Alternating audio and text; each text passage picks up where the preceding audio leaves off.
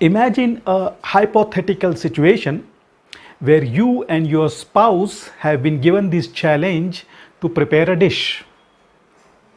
Both of you have been given the ingredients which are of the same quantity and the same quality.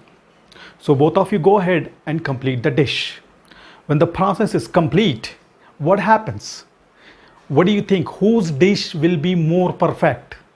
Of course, in most of the cases, it will be the female side who will have the dish in the most perfect way. Now, just think over here. What happened exactly? Both of them were given the same ingredients, same quantity, same quality, but the result was so drastically different that one was a perfect, almost perfect dish, and the other was in such a way that in some extreme situations, even the dog might also not eat it, right? So, if you look at it, there are two things happening here. One is the ingredient that was given to them, and the other was the process that they were supposed to follow. That was the difference. Now, of course, for preparing the dish, both are important, ingredient as well as process. But process plays a very vital role, very important. It can change the result just as we saw it. Exactly same thing happens to us in our daily life. We are observing different situations, different events, different happenings. Then we see them through our eyes. Our eyes take the input. That data is given to our brain, which processes it. And then, based on that result, then we come to some conclusion. Now, we think that we are seeing the reality. Of course, we are. But we are not seeing the true reality. Why? Because when we see things, when they come in, we see them through filters. Before we process them, there are filters put before it. Filters of what? Filters created by our own beliefs. Filters created by our own thoughts. Filters created by our own experiences. So filters created by our upbringing, filters due to the effect in the environment we are living. All these filters play a role. So whatever we see it through those filters. Those things filter it and then send it to our brain, and then we process it. So this is what is happening. Even though we say this is true reality, it is not the true reality. It is our filters which decide it. So the recipe, that example that I gave you, in that recipe, the ingredients were the situations, were the happenings, were the events, and the process is the perception. So the perception is very important. If the process is messed up, you see the dish was messed up. So if here the perception is messed up, the reality will be messed up. Perception is at most important. Now look at this video. There is a small event where a guy is driving by on a bicycle and another guy is watching him. Look what happens. Okay, so the guy seems to be nicely dressed, decent guy, riding a bicycle and waving the people. And then there you are watching him. This is your eye. Your eye acts like a camera which collects the data based on the event that is seeing. So the data is collected, then the data is passed on to your brain, which is interpreting machine. So it interprets based on the filters, just as I explained, based on your thoughts, based on your beliefs, and based on your experiences. It interprets that data, and then once it interprets, the results are given to you, then you perceive, and based on your perception, then you come to a conclusion. So in this event, you conclude, oh, that's a poor fellow. He cannot even afford a bike. But what's the reality? The reality is he is the CEO of a multinational company. He was driving or riding by the bicycle just for the sake of keeping fit. He wanted to be fit, and that's why he's driving by the bicycle. But what did we conclude? That he cannot afford a bike. Now, as you saw, that a perception could change the reality. So there could be situations where two people are watching the same event, same situation, same happening, but they are having different conclusions. Now look at this picture. There are two guys looking at the same thing. but both of them conclude different. One says it is 6, while the other says it is 9. Now, both of them are correct. The only difference is they are looking from their perceptions. So there could be situations where both of them are right. So we need to accept it. We need to have this leverage in our dialogues that he could also be right. Now there could be situations where both of them are wrong. Now look at this picture. Now 9 out of 10 guys will tell you that the blue dot is not the same in both the pictures. In one of the picture it is small, and another picture it is big, but that is not the case.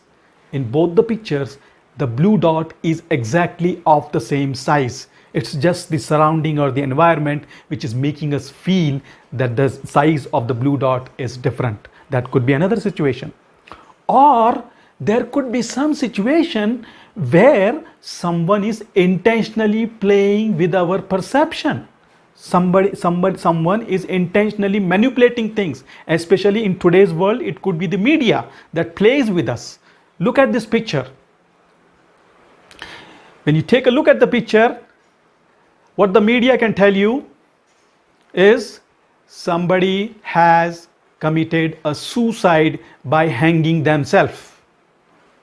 So this is a very tragic event. But what's the reality? The reality is this is not at all a tragic event. On the contrary, it is a happy moment where a lady is enjoying her swing. This is how people play with us. Even though the media may say the picture is not manipulated, it's not photoshopped, that's true. But the perception is wrong. This is how we are shown. Many a times, they want us to see things the way they see it, or the way they want you to see it. They want you to perceive things the way they want you to perceive it, not what the reality is. So this should be in our mind always. So as you see, most of our actions or responses are based on our perception. Now imagine this situation. There is a class in which there is a student who always gets bullied or who always gets teased. He is the center of making fun. In the class, if anybody wants to make a fun, he gives the example of that guy. That guy is the central target of all the funny comments. And that poor guy just takes it every day. So this guy, unfortunately, his father dies. He loses his father. So he doesn't go to the school on the first day, on the second day, on the third day, and fourth day, somehow he goes to the school. And the students know that why he was absent. Now, when this guy enters the class, what do you think? Will he be made fun of today? Will people bully him? Will people make him the target of their comments today? No, not at all. Not today. They will, but not today. Why is that? This is the same student, same class. The other students are also same. Everything is same. What changed? Just the perception that this guy has lost his father. So we should treat him humbly, respectfully, at least for the time being.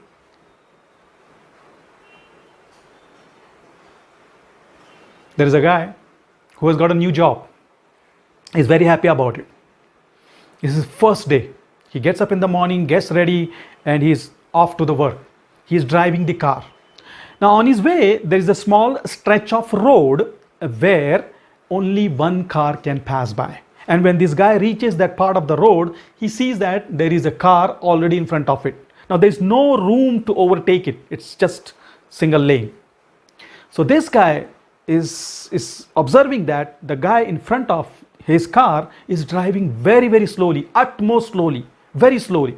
So this guy is little bit irritated, so he honks. He tries to give him some indication to go fast, but nothing works. That guy doesn't buzz. The car is moving at the same speed. Now this guy realizes that he's getting late. He does not want to be late on the very first day of the office. So he's just getting little irritated. So he honks again, but there is no effect. Finally, He brings his car almost close to that car in front of it, as if he is going to bang him, just to show him in the rear mirror that he needs to hurry up. And as soon as this guy brings his car closer to that car in front of it, he immediately backs off. And then he calms down. And he starts feeling little bit kind of a thing different. What happened? When this guy went close, so close that he was able to read a sticker on the bumper. The sticker said, "This is a handicapped guy." Now what happened? Now he's no more in a hurry. He's driving slowly. He has no problem at all. He lets him drive at his speed.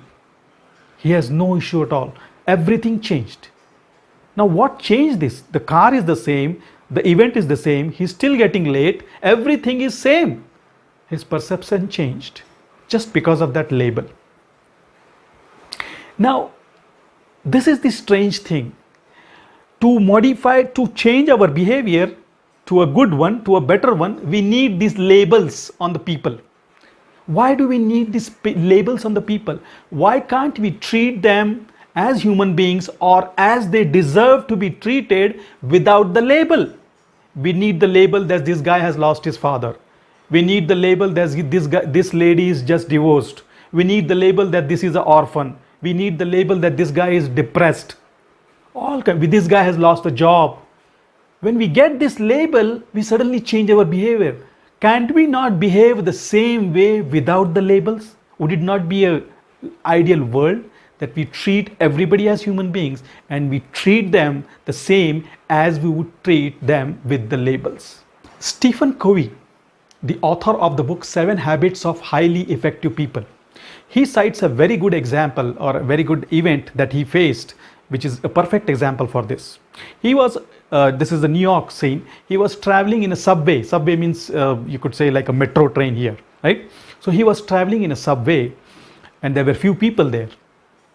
And the atmosphere was, of course, quiet, calm, everybody reading their newspaper or book or on their mobile or laptop, and calm and quiet environment in that bogie, in that subway coach.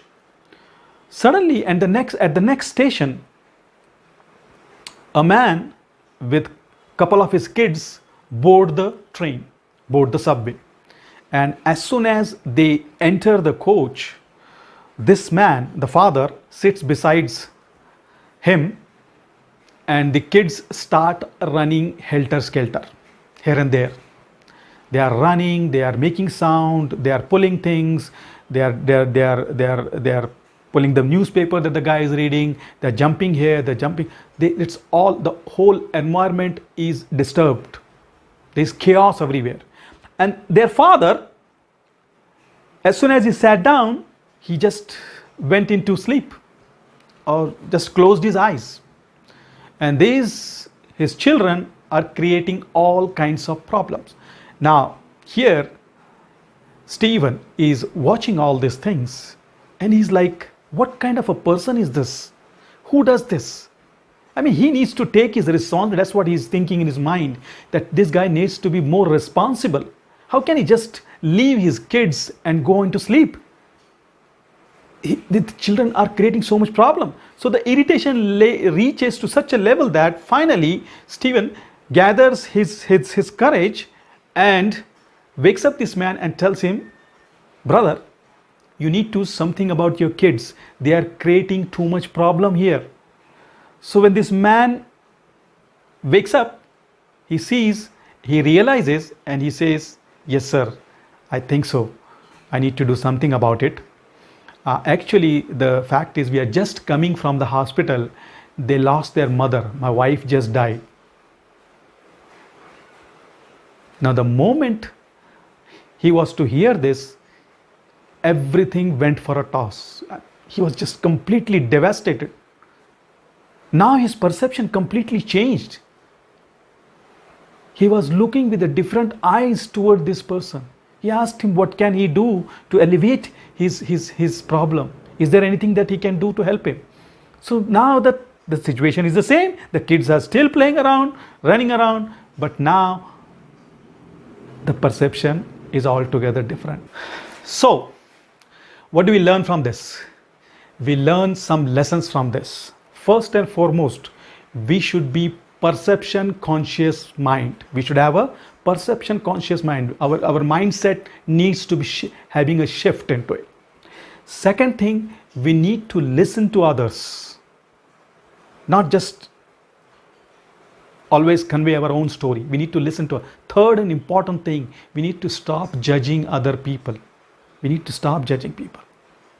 We have no authority to judge other people.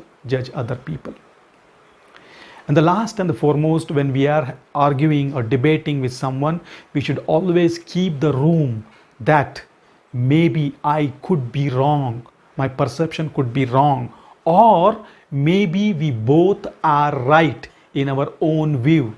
So whenever we are conscious of this, we will have a better environment around us. But otherwise, if everyone sticks to his own argument, that would not lead to anywhere. So these are some of the things that we should always think about keeping in mind.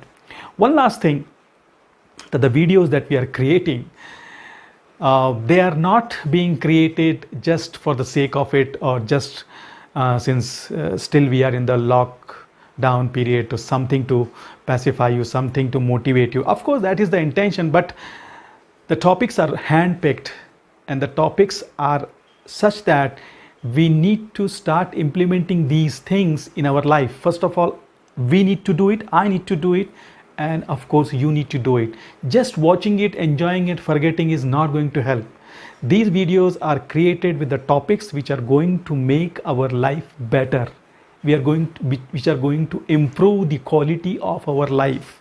So every time we see this, we should always make a note of it and try to implement it in our life. If you suddenly one day decide, okay, I'm going to implement this, it doesn't work like that. You need to keep practicing these things. Unless we practice, we are not creating these videos just to increase the subscription or to increase the likes, nothing of that.